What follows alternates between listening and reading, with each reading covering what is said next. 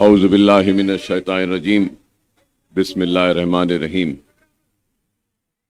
सैनशीन पर तशरीफ़ फरमा क़ाइदीन मजलिस,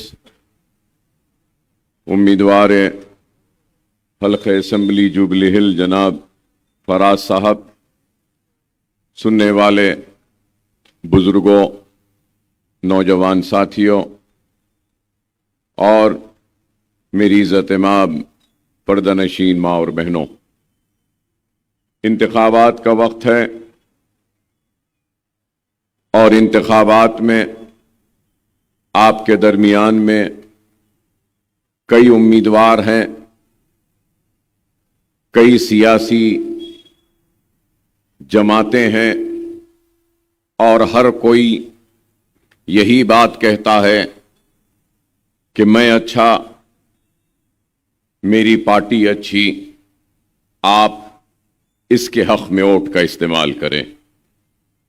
मैं हरगिज़ व क़तई ये बात कहने के लिए आपके दरमियान में नहीं आया हूं कि मैं अच्छा या मेरी जमात अच्छी।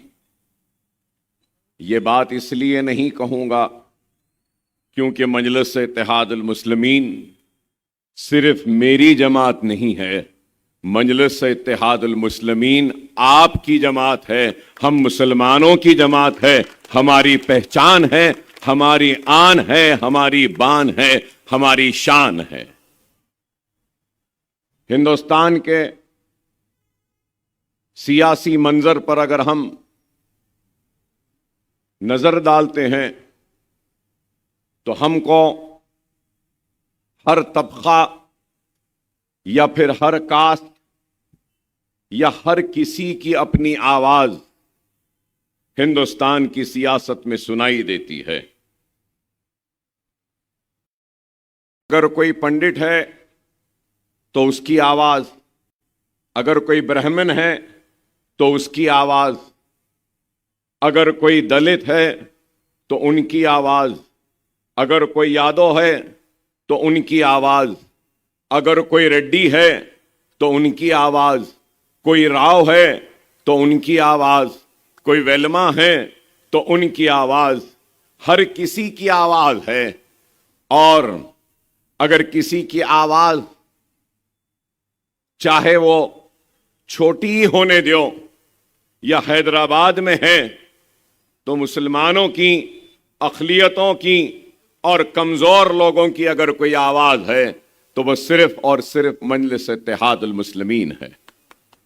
मजलिस इत्तेहादुल मुस्लिमीन कोई तारुफ की मोहताज जमात नहीं।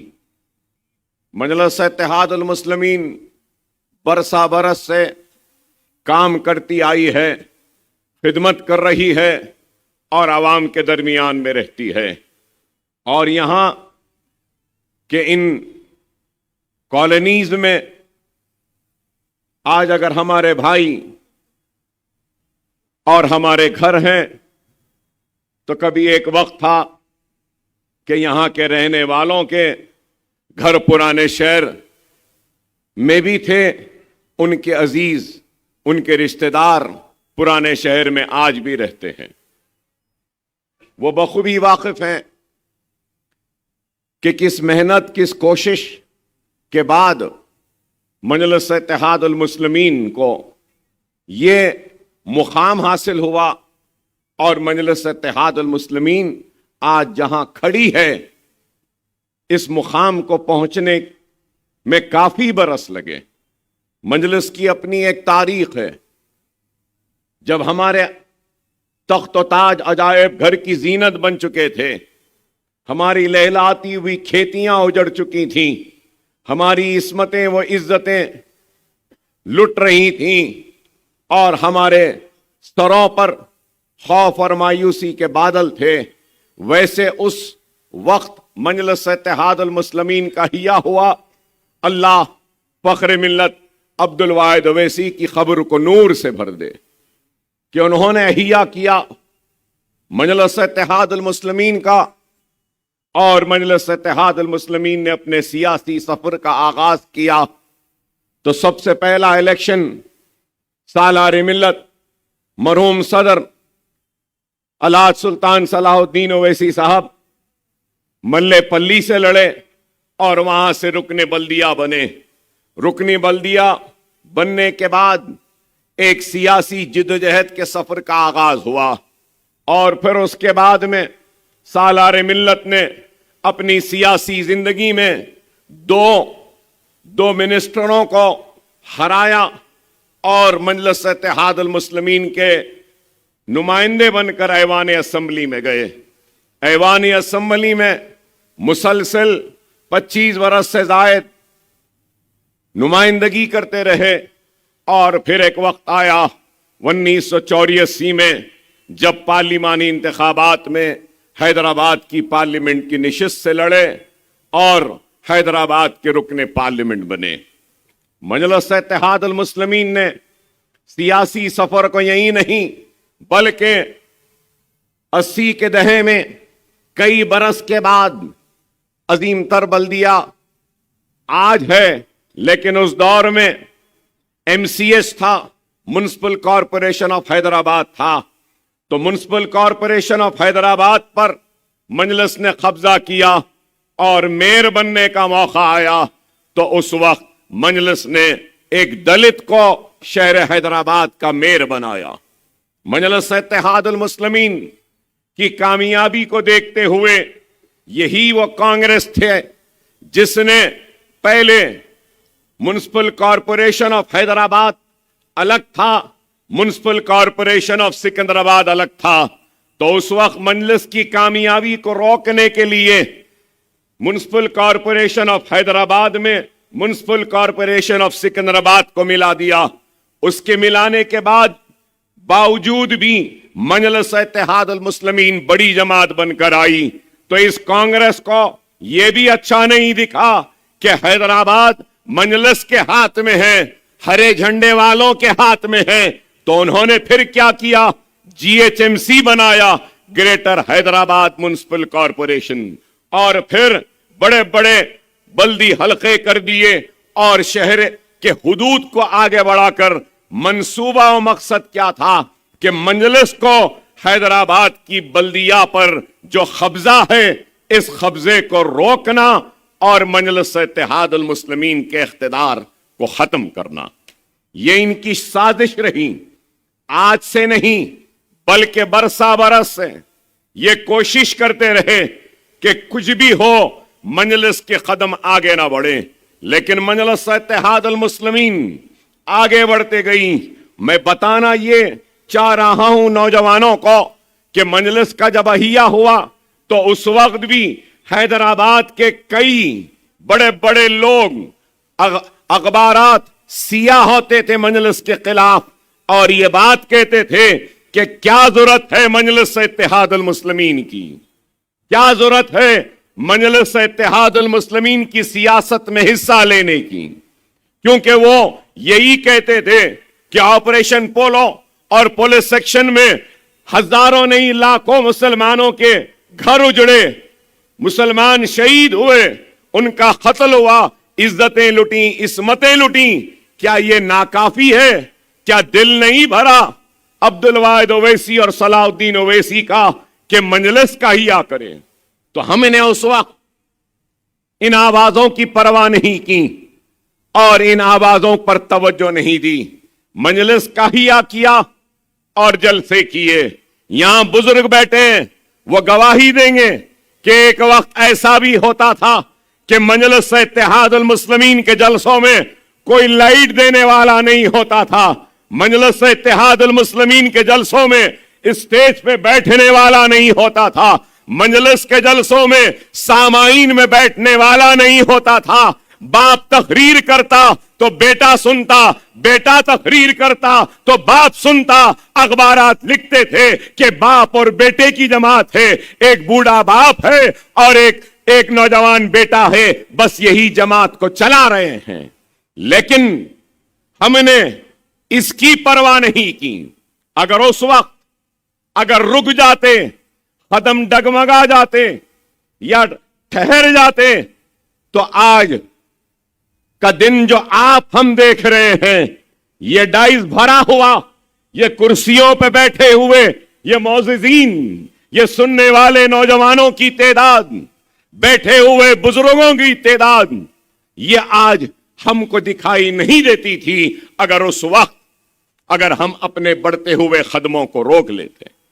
मजलिस इत्तेहादुल मुस्लिमीन ने सिर्फ इख्तियार या इलेक्शन को जीतकर ऐवानों में कुर्सियों की जीनत नहीं बने या ऐवान की जीनत नहीं बने, बल्कि हमने काम किया और हमने काम के जरिए अपनी पहचान को मजबूत बनाई, अवाम के दिलों को जीता।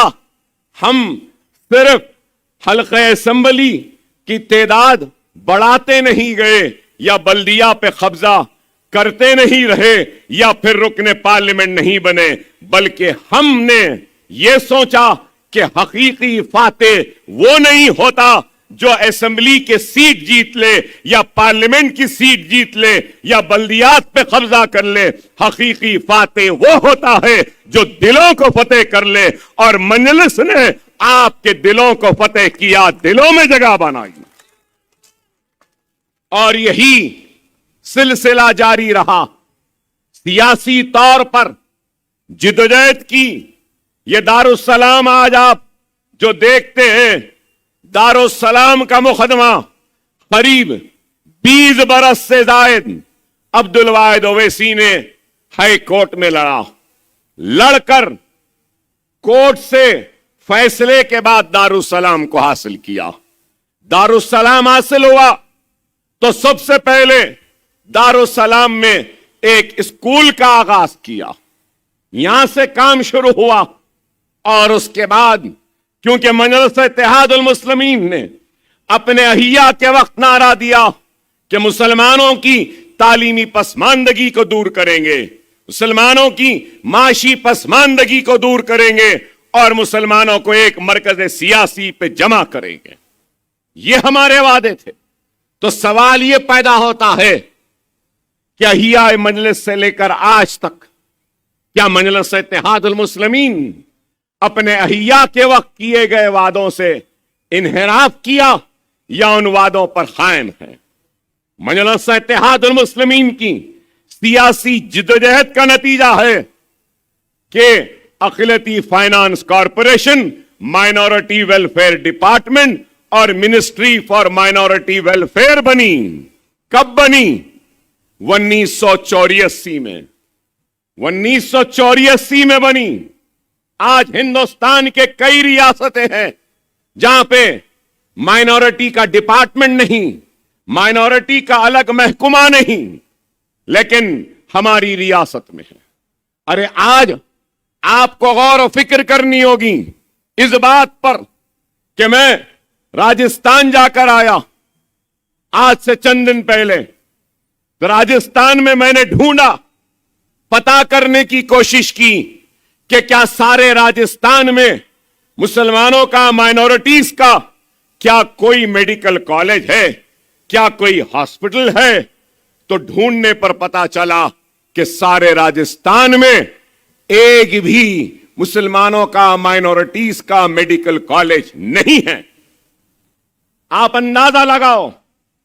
और आज जिस जमात पर तनकीदें की जाती हैं, जिस जमात पे उंगलियां उठाई जाती हैं, जिस जमात की क़यादत पर सौदेबाज कह के मुखातिब किया जाता है, अरे आज उस जमात का अपना मेडिकल कॉलेज है, इंजीनियरिंग कॉलेज है, एमबीए कॉलेज है, एमसीए कॉलेज है, फार्मेसी कॉलेज है, आर्किटेक्चर कॉलेज है, नर्सिंग कॉलेज है, फिजियोथेरेपी कॉलेज है, पोस्ट ग्रेजुएट स्टडीज का, मेडिकल का वो भी है कॉलेज, और super speciality in medical course वो भी है, एमडी भी है, और उसके बाद में हमारे पास मास्टर्स भी है, एमबीए मास्टर्स है, तो एमई भी है, हमारे पास बीएससी नर्सिंग है, तो एमएससी नर्सिंग है, फिजियोथेरेपी है, तो मास्टर्स भी है, हमारे पास अपने एक नहीं 2 दवाखाने हैं, एक 1200 बिस्तर का, तो एक करीब 2000 बिस्तर का दवाखाना है। और आज फिर लोग पूछते हैं कि क्या किया। अरे मजलिस ने क्या नहीं किया। अरे दिल हमारा जलता है, तकलीफ होती है जब तोहमतें लगती हैं, इल्जाम लगता है। अरे इस शहर हैदराबाद को हमने सिर्फ अपने पसीने से नहीं सेंचा। अरे जब जरूरत पड़ी तो अकबरुद्दीन ओवैसी ने इस सरजमीन दक्कन और हैदराबाद को अपने खून से भी लाल किया है, अपना खून भी दिया है। अरे हमने काम किया। हम सिर्फ जज्बाती तकारीर या नारेबाजी नहीं करते, हमने काम किया। हजारों डॉक्टर्स निकले, हजारों इंजीनियर्स, मास्टर्स निकले। आज तनकीद करने वालों से मेरा सवाल है कि आपने क्या किया? कुछ नहीं किया।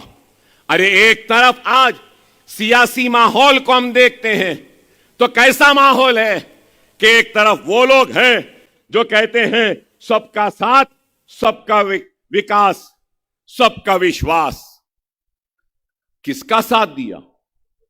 किसका विश्वास लिया? किसका विकास हुआ? घर वापसी के नाम पर मारा गया, लव जिहाद के नाम पर मारा गया, बीफ के नाम पे लिंचिंग की गई, बाजारों में मारा गया, हमारे बच्चों को जेल में डाला गया, हिजाब के नाम पर बच्चियों को पढ़ने से रोका गया, हमारे बस्तियों में बुलडोजर चला दिए, आबादियों को गिरा दिए, जेल में, कोर्ट कस्टडी में, पुलिस की कस्टडी में, हाथों में बेड़ियां हैं, गोलियां मार कर मार दिया गया।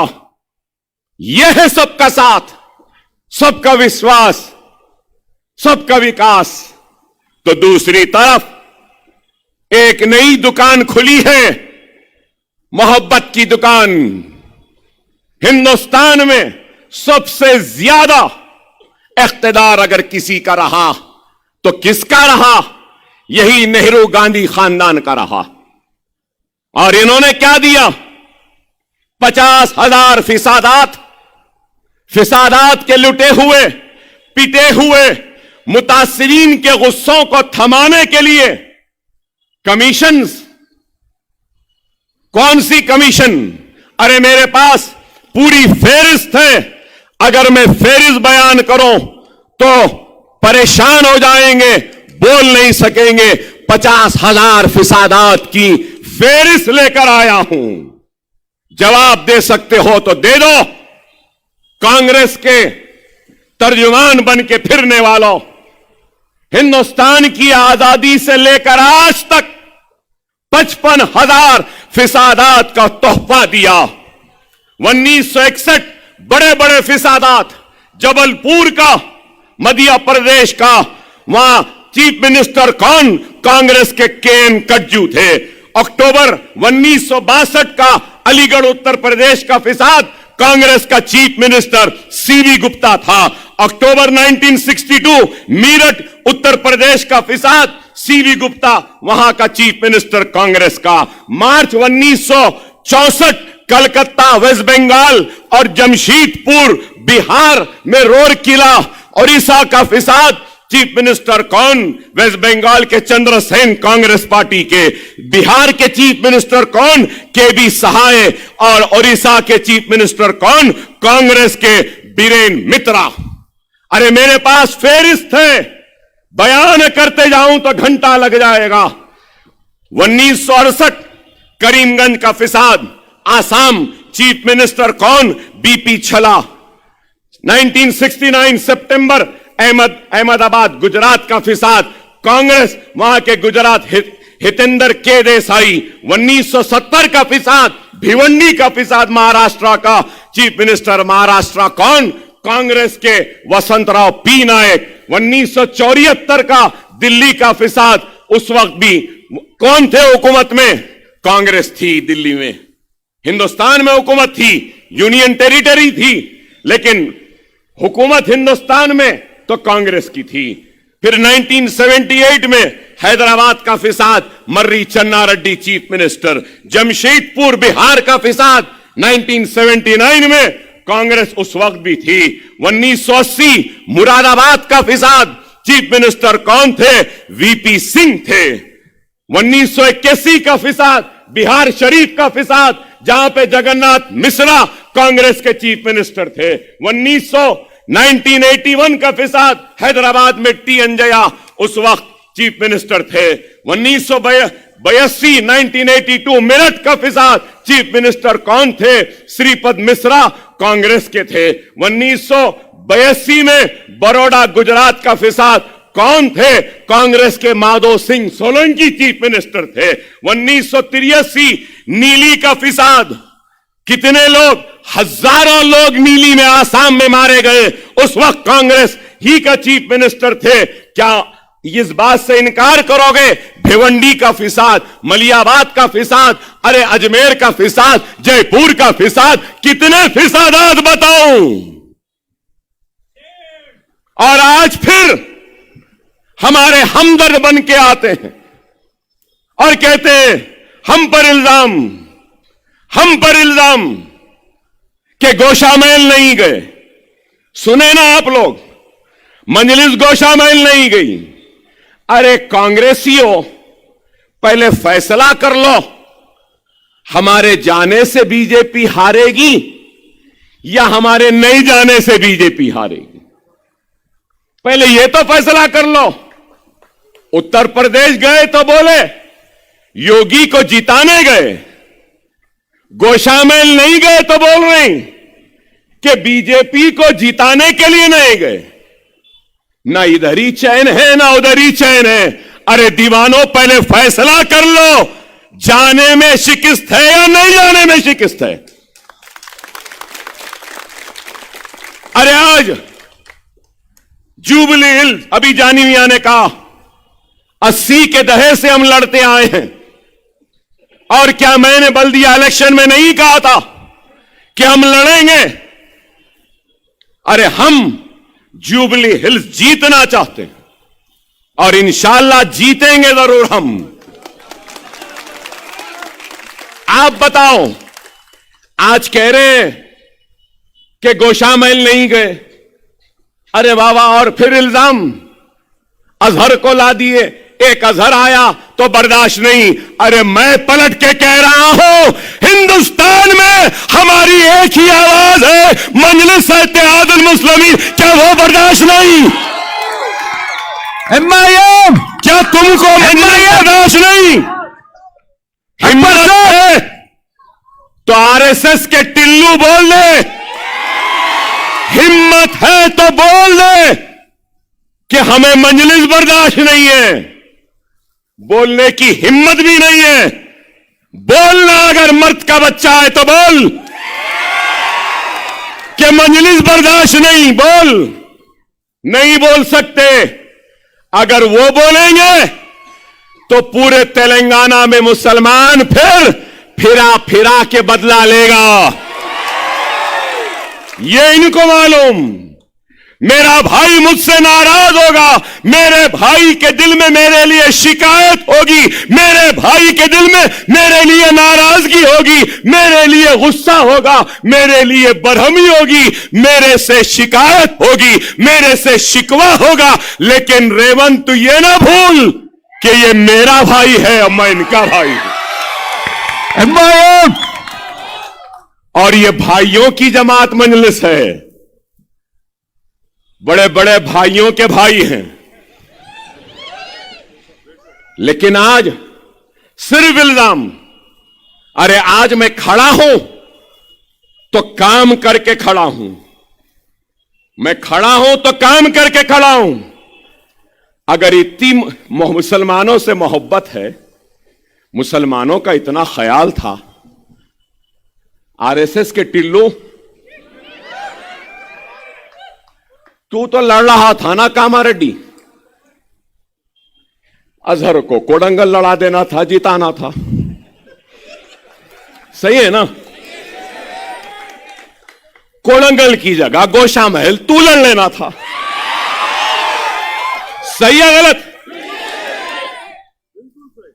अरे आप बताओ, करेंगे कुछ नहीं, बस सिर्फ अरे 119 सीट में 9 पे हम लड़ रहे हैं, 110 तो छोड़ दिए ना। लड़ लो,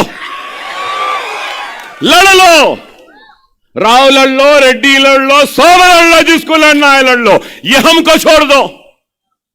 पूरा मुल्क तुम्हारा है, इख्तिदार तुम्हारा, ताकत तुम्हारी।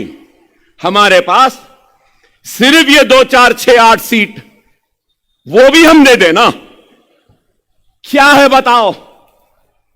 सबसे पिछड़ा हुआ मैं, सबसे कमजोर मैं, सबसे पीछे मैं, और मैं आगे बढ़ना चाहता हूं।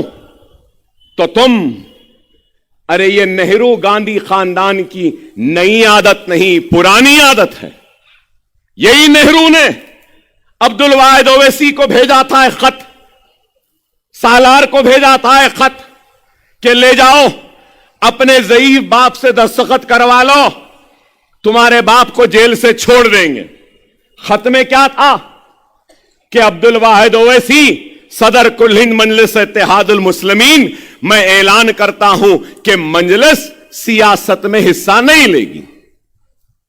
दस्तखत कर देते तो छूट जाते, लेकिन उस वक्त दस्तखत नहीं की, तो आज ये दिन हम देख सक रहे हैं। इस बात को समझना। और यही इंदिरा गांधी क्या दारुस्सलाम नहीं आई? बुजुर्ग बैठे हैं यहां पे, गवाही देंगे। क्या इंदिरा गांधी दारुस्सलाम को नहीं आई? आई थी। जब आती बोली तो दावत दी गई। दावत के साथ एक शर्त थी कि दारुस्सलाम में कांग्रेस का एक झंडा नहीं लगेगा। आना है तो हमारे झंडे के साए में आके बैठना। बैठे या नहीं, बुजुर्गों से पूछो। यह तारीख है। मजलिस काम करी, मजलिस ऐसे ही नहीं। अरे आज लोग कहते हैं, या लोग यहां खड़े हैं, सवाल करेंगे कि अकबर ओवैसी तुमने क्या किया? मैं बताता हूं मैंने क्या किया। 2004 में मजलिस का फ्लोर लीडर बना। उस वक्त माइनॉरिटी का बजट क्या था मालूम आपको? 2004 में जब मजलिस का फ्लोर लीडर बना तो माइनॉरिटीज का बजट 16 करोड़ था। कितना? 16 करोड़। और आज क्या है? 2200 करोड़। यह काम किया। 2200। कर्नाटक में कांग्रेस है, क्या 2200 है? नहीं है। राजस्थान में कांग्रेस की हुकूमत है, क्या 2000 करोड़ है? नहीं है। 482 करोड़ कुछ है। अरे आप बताओ, लोग पूछते हैं मजलिस ने क्या किया? अरे मजलिस ने कुछ नहीं किया।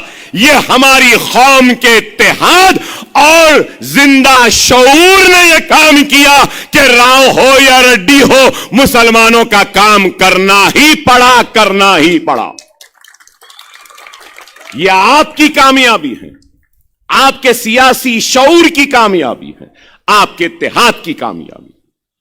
अरे आज ज्यादा दूर नहीं, तेलंगाना के तश्कील से पहले मुस्लिम स्टूडेंट्स को स्कॉलरशिप क्या थी? 40 रुपये, 100 रुपये, 200 रुपये। अरे मेरे जिंदगी का सबसे बड़ा अगर कोई कारनामा है तो वो ये है कि मैंने मुस्लिम माइनॉरिटी स्टूडेंट्स की स्कॉलरशिप को on par with SC, STs and BCs करवाया। यह कामयाबी। अरे आज अगर 2200 करोड़ का बजट है, मैं यहां खड़ा हूं ऐसे मुकाम पर जहां पढ़े लिखे लोगों की तादाद ज्यादा है, संजीदा लोग हैं, मालूमात रखने वाले लोग हैं, काबिल लोग के दरमियान में खड़ा हूं। और आज बताता हूं आपको, सुनिएगा, सुनिएगा, मेरी एक एक जुमले को सुनो। पोस्ट मैट्रिक स्कॉलरशिप 9 बरस में, 9 years में post matric scholarship 474 crore, 474 crore beneficiaries, मुस्लिम बच्चों की बात कर रहा हूं, beneficiaries 14,27,714, reimbursement of tuition fees, कितने पैसे खर्च हुए मुसलमान बच्चों पर? 1,748 करोड़। कितना? 1,748। Number of beneficiaries 10,01,561, 10,01,561। Pre matric scholarships 21 crore, beneficiaries 87,225। CM overseas scholarship मतलब मास्टर्स करने के लिए मैंने स्कीम निकाली, चीफ मिनिस्टर से मजबूर कर तो वो स्कीम की वजह से बच्चे यूके गए, यूएसए गए, न्यूजीलैंड गए, ऑस्ट्रेलिया गए पढ़ने के लिए। जुमला कितना पैसा खर्च हुआ अब तक? 492 करोड़ 492 करोड़। कितने बच्चे गए? 3,224। टिमरीज रेजिडेंशियल स्कूल, रहना, खाना, सोना, कपड़ा, किताब, पढ़ना वहीं रहकर अब तक कितना खर्च हुआ मालूम? 9 बरस में 3,068 करोड़ रुपया। मैंने कहा सीएम साहब बच्चे 10th तक पढ़ रहे हैं, इसके बाद क्या? तो बोले अकबर साहब पढ़ा रहा हूं ना। मैं बोला नहीं, 10th के बाद भी जूनियर कॉलेज 11, 12 भी पढ़ाना। तो 204 स्कूल्स अब जूनियर कॉलेज हो गए। फिर ये हो गया, 3 महीने पहले असेंबली हुई तो उसमें मैंने कहा कि 10th पढ़ ले रहे, 12th हो जा रहा, उसके बाद क्या? तो बोले अकबर साहब कर दिया ना। मैंने कहा कर दिया नहीं, 204 पूरे के पूरे डिग्री कॉलेज होना, 4 बन गए, 200 होना है वो भी बना दूंगा।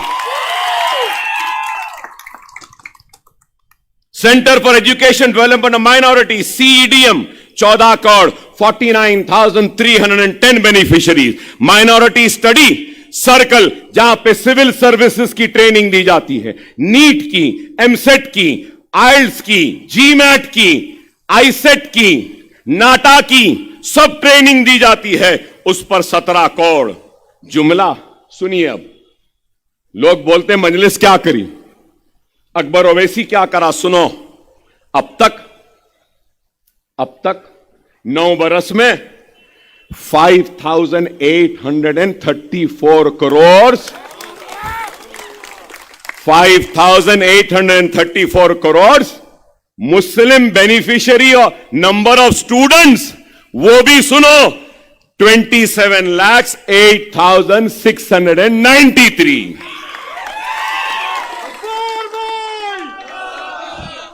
क्या ये काम नहीं? क्या ये कारनामा नहीं? राजस्थान में प्री मैट्रिक स्कॉलरशिप है? नहीं है। पोस्ट मैट्रिक स्कॉलरशिप है? नहीं है। क्या राजस्थान में यहां के वैसा 4% रिजर्वेशन है? नहीं है। क्या राजस्थान में माइनॉरिटीज को ग्रांट दिया 10 लाख? और हमारे रियासत में 9 बरस में वक्फ बोर्ड का ग्रांट जो दिया गया, अगर मैं आपको बोलूंगा तो आप हैरत करेंगे, 513 करोड़ वक्फ ग्रांट दिया गया। और शादी मुबारक 2,338 करोड़ रुपया खर्च हुआ। मुस्लिम बच्चियां कितनी शादियां हुई? हुकूमत करवाई 2,76,000। 1 लाख दे दिए कितने लोगों को? 33,545। इंशाअल्लाह ये इंतखाब होने दो, हर साल मैं कह रहा हूं कि मैं 50,000 से जायद 1 लाख मुसलमानों को 1 लाख रुपए दिलाने की कोशिश करूंगा। राजस्थान और कर्नाटक में क्या इमाम और मौज़िनों को तनख्वाह दी जाती है? वहां भी कांग्रेस है ना। ऐ कांग्रेस के पालकड़ों, बोलो, मेरी तकरीर का जवाब दो। कांग्रेस के गुलाम, बोलो, जवाब दो। अरे हम ये कराए इमाम मौजनों को कितने, पहले 10,000 थे, अब 17,000 इमामों और मौजनों को दे रहे हैं। 5,000 कांग्रेस ऐलान करी, 10,000 नहीं। 10,000 में अकबर अवैसी खामोश नहीं बैठेगा। अचली का पुजारियों को, पंडितों को 25,000 और हमारे इमामों को 10-12,000 नहीं, उनको 25 तो हमको भी 25। ये हम कराएंगे। अरे हम काम कर रहे हैं बाबा। आज सिर्फ इल्जाम लगाते हो, मजलिस क्या करी पूछते हो। अरे मैं बयान करते जाता हूं। राजस्थान में, कर्नाटक में भी इनकी हुकूमत है ना, है ना। उर्दू दूसरी सरकारी जबान है, यहां है ना। फिर बताओ मजलिस क्या करी, फिर पूछते हैं। आप बताओ कि मजलिस काम कर रही है। यहां आगे 7 टूम्स है ना, 7 टूम्स का रेनोवेशन हुआ नहीं हुआ? टूम्स खूबसूरत हुए नहीं हुए? कौन करवाए? मजलिस करवाई आगा खां फाउंडेशन के जरिए। क्या नहीं हुआ?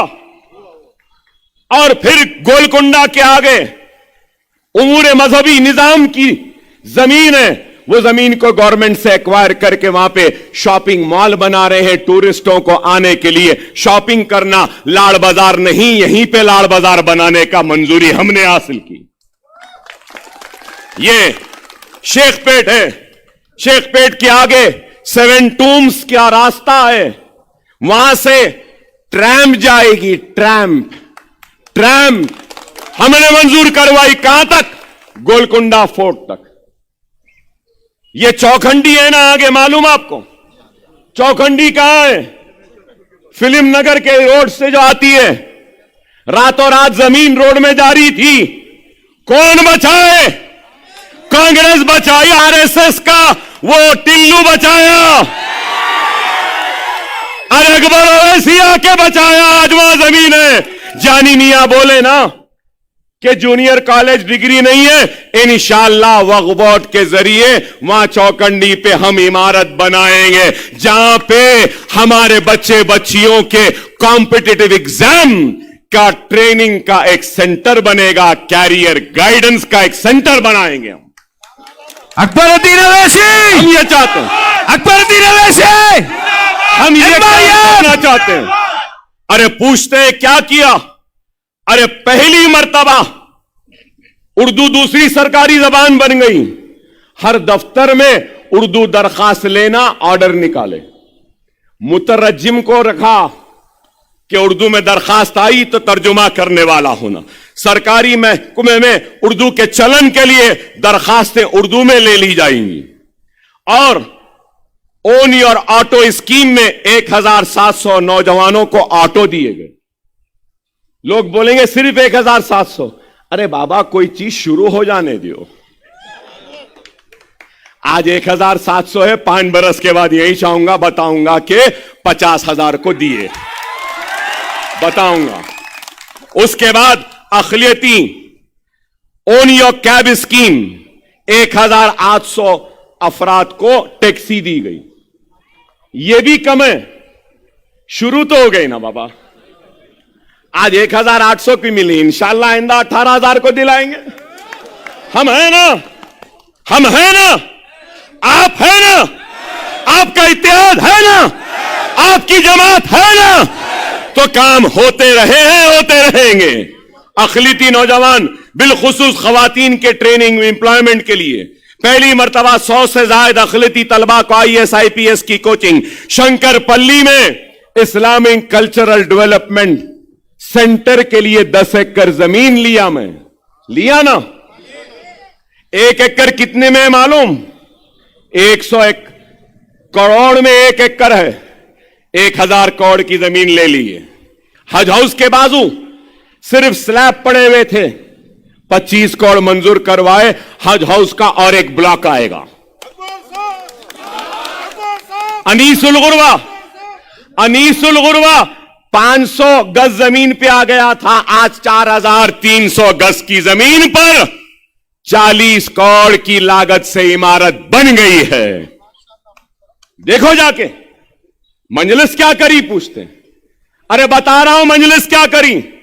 पहले अनीसुल गुरबा कैसा था, मौल साहब यहां है, सिर्फ गरीब रहते थे, अनाज ले गए।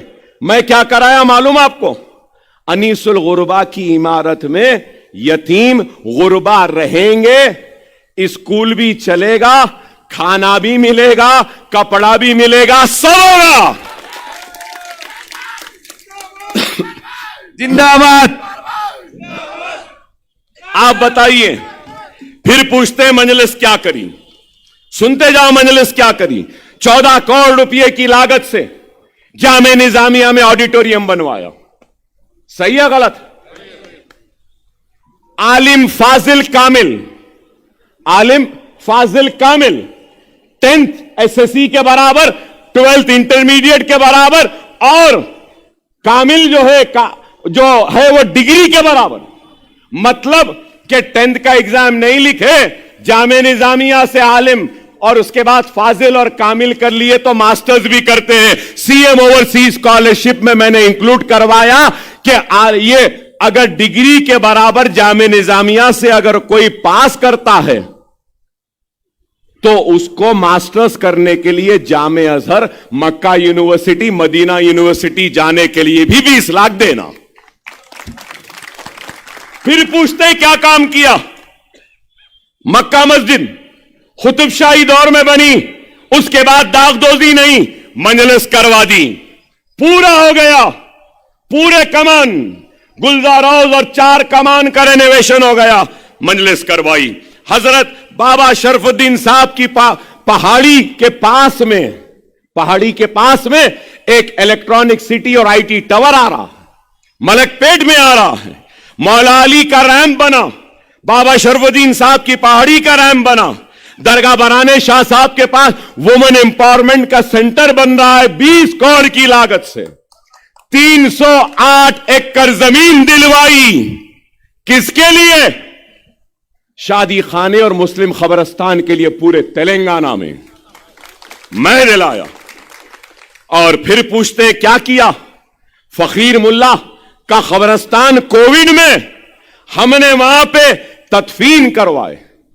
हजरत फकीर मुल्ला की दरगाह की जमीन 50 एकड़ ली, मैं अपने जेब से 500 खुबूर खुदवा के रेडी रखवाया।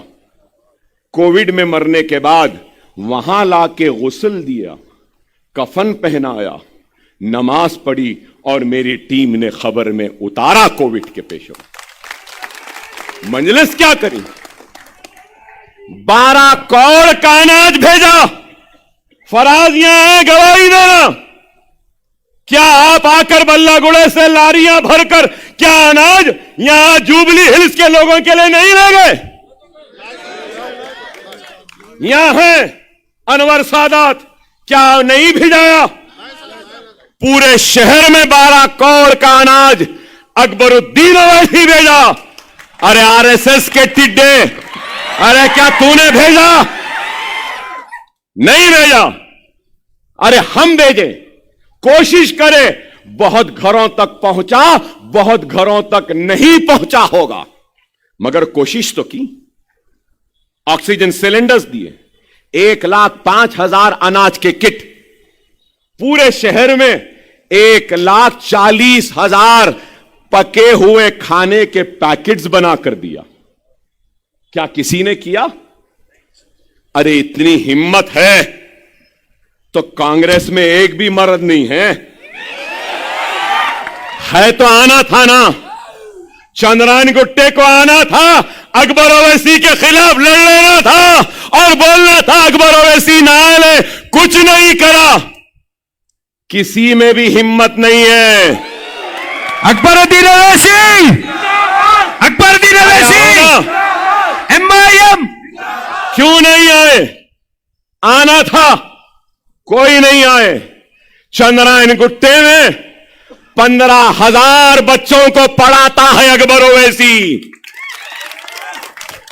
कोई है आरएसएस का टिल्लू 5 को भी पढ़ा रहा है, या टिल्लू का और एक टिल्लू वो पढ़ा रहा है? कोई नहीं। 500 यतीम बच्चे हैं उसमें, मालूम आपको, और 200 ऐसे बच्चे हैं जिनके वालिद ने वालिदा को छोड़ दिया। 200 ऐसे बच्चे हैं जिनके वालिद या वालदा सीरियस इलनेस, कैंसर या डायलिसिस के पेशेंट। अरे जुबली हिल में इतनी चौड़ी रोड नहीं होगी जितने रोड चंद्रायन गुट्टे में है। अरे हम काम करें। आपको मालूम अब 3000 बच्चों का एनरोलमेंट है। टोली चौकी शेख पेट से भी बच्चे आते हैं। फ्री नीट की कोचिंग है, फ्री इंटरमीडिएट की कोचिंग है, फ्री आइल्स की कोचिंग है, फ्री जीमैट की कोचिंग है, फ्री नाटा की कोचिंग है, फ्री एमसेट की कोचिंग है, फ्री डिग्री की कोचिंग है, फ्री इंजीनियरिंग की भी कोचिंग फ्री है। फ्री। महाना 70 लाख रुपया सिर्फ तनख्वाहों में देता हूं मैं। कोई आरएसएस का टिल्लू दे रहा है? अरे सिर्फ इल्जाम। मजलिस क्या करी, मजलिस क्या करी? अरे मजलिस काम कर रही है। अकबर अवैसी काम कर रहा है। तुमने फिसादात के जरिए हमको लूटा, हमको तबाह किया, कमीशन बनाए हमारे गुस्सों को ठंडे करने के लिए। यहां बैठे मौलवी साहब, क्या गोपाल सिंह कमेटी नहीं बनी थी इंदिरा के दौर में? क्या सच्चर कमेटी नहीं बनी? क्या फिर उसके बाद कुंडू कमेटी नहीं बनी? क्या रंगनाथ मिश्रा कमेटी नहीं बनी? फिर सवाल यह है कि मुसलमान पिछड़ा हुआ क्यों है, मुसलमान कमजोर क्यों है, मुसलमान आखिरी क्यों है? इसलिए है मेरे पास और एक शॉकिंग फिगर है। हायर एजुकेशन डिग्री राजस्थान सारे इंडिया में नंबर 4 पर है। सबसे ज्यादा यूनिवर्सिटी, सबसे ज्यादा हायर एजुकेशन के कॉलेजेस हैं। लेकिन हायर एजुकेशन में मुसलमानों का परसेंटेज कितना है मालूम? राजस्थान में, जहां कांग्रेस की हुकूमत है, जो कल आई थी मोहतरमा प्रियंका गांधी, उनसे बोलूंगा जवाब दो। हायर एजुकेशन में मुसलमान 1.9% है राजस्थान में। आप बोलेंगे अकबर साहब इतने दिन से मजलिस को वोट दे रहे हैं, यहां क्या है?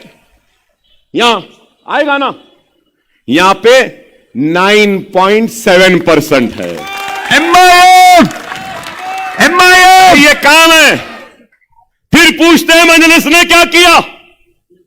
अरे मजलिस कोशिश कर रही है हर दर पर, हर दरवाजे पर दस्तक देकर उसकी मदद, उसकी फरियाद को सुनने के लिए। अगर कोई दर छूट गया, कोई फरियाद हम नहीं सुने, तो माफी चाहता हूं उस दर से, उस फरियादी से। लेकिन अल्लाह, उसके रसूल की कसम, अकबर ओवैसी हर फरियादी की फरियादी को सुनने की कोशिश करता। अकबर अदील ओवैसी, अकबर अदील ओवैसी। सिर्फ बातें। फ्लड्स आया चंद्रायन गुट्टे में, 4.5 करोड़ रुपया मैंने अपने जेब से फ्लड के मुतासरीन को दिया। क्या कोई दिए? अरे हम काम करते हैं, फिर भी बात क्या करें? अरे ट्रेन में पुलिस वाला मार दिया ना, उसको इमदाद हम दिलाए नहीं दिलाए? उसकी बीवी को नौकरी दिलाए नहीं दिलाए? बच्चों को पैसे दिलाए नहीं दिलाए?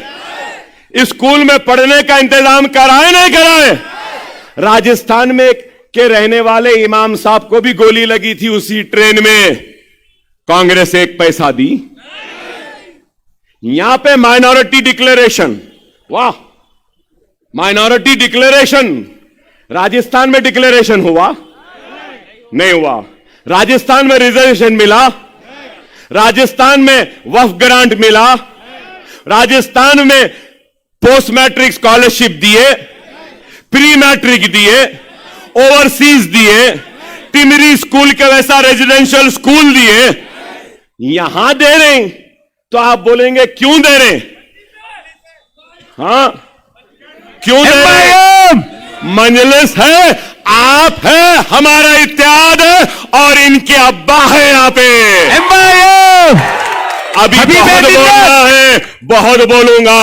अल्लाह हर एक से काम ले रहा है, अल्लाह हमसे लेगा। हम सीरियस लड़ रहे हैं। जुबली हिल फराज के साथ अकबर ओवैसी भी लड़ रहा है, इंशाअल्लाह जीत कर जाएंगे। और 30 तारीख को सिर्फ पतंग पतंग पतंग पतंग पतंग पतंग पतंग रहेगी। वाखिर दाल अल्हम्दुलिल्लाह रब्बिल आलमीन।